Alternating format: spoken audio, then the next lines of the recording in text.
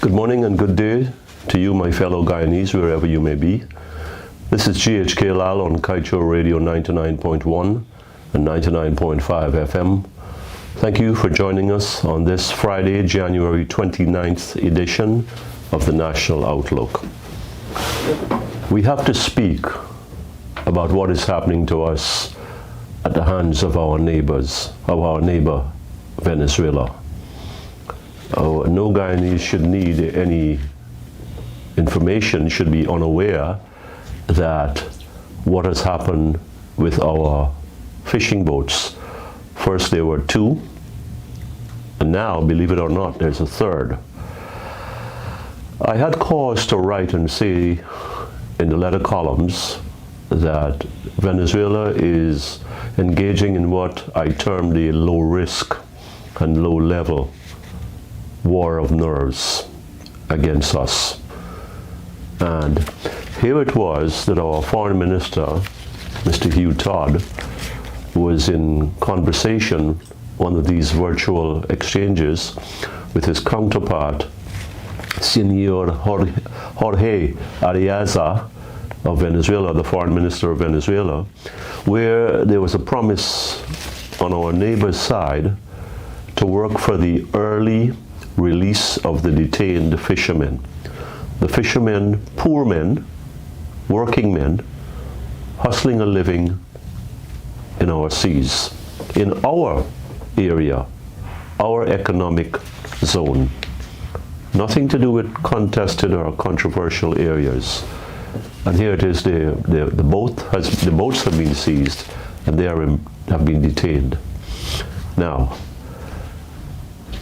I thought that the Venezuelan foreign minister was being tricky, that he was not being totally upfront with us, with his counterpart here, because early release meant that those people would have been set free already. They haven't been, and to add to my conviction an insult to injury already inflicted, a third. In Thursday's Kaieteur, we read that Venezuelan military detained third Guyanese fishing vessel, and with over 1,000 pounds of catch. And I think it was a 7-man crew. Yes, a 7-member crew. So, if you're working for early release, what's going on here? How many more fishing boats are going to be apprehended? Illegally, improperly, wrongly. And I say that, and I'm not hearing enough of a groundswell where my fellow citizens, all politicians, all of civil society rising up and saying, no way, we protest, we disagree, picket the Venezuelan embassy. Picket the Venezuelan embassy, my fellow Guyanese. Let's make a start of this. Let's show these people who we want to be friendly with that we are serious and that we are committed to supporting the government, the PPP government, regardless of our political persuasion. This is our land. These are our fishermen, our brothers. It could be us, except that we are not fishermen.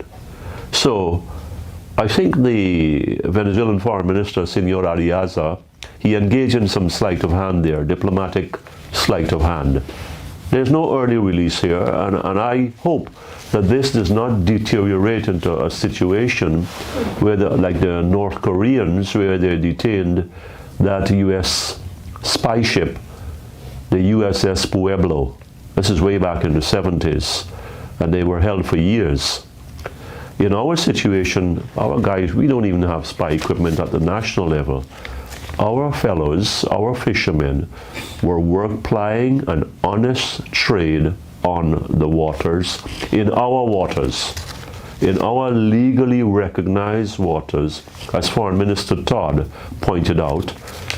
Latitude and longitudes, we are well within bounds. We weren't on the periphery. And look, I don't think that our people are so adventurous or so reckless to really push the envelope and to get into Venezuelan waters. So something is not adding up here, and it's to our detriment.